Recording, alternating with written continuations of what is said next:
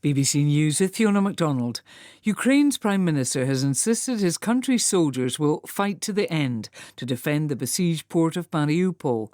Denis Shmyhal was speaking after the expiry of a Russian ultimatum to the remaining Ukrainian fighters in the city to surrender. Elsewhere, Ukrainian officials say 5 people were killed in Russian shelling of the city of Kharkiv and another 2 in the town of Zolote. And in Mykolaiv, near the port of Odessa, the governor said there had been continuous rocket attacks. For the first time since the start of the war in Ukraine, Polish migration figures indicate more people are returning to the country through Poland than are leaving. Increasing numbers have been returning since Russian forces withdrew from territory north of the capital, Kiev. Pope Francis has used his traditional Easter message to criticise Russia's invasion.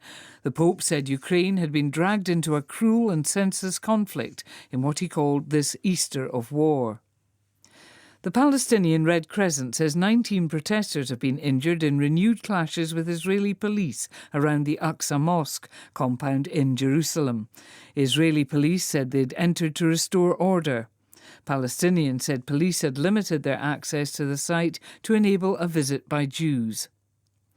The French far-right presidential candidate Marine Le Pen and several members of her party have been accused by the European Union's anti-fraud body of embezzling about €620,000.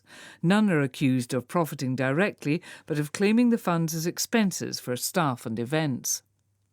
Iran and Iraq have both summoned Swedish envoys to protest at the apparent burning of a Quran in Sweden by a far-right anti-immigrant group.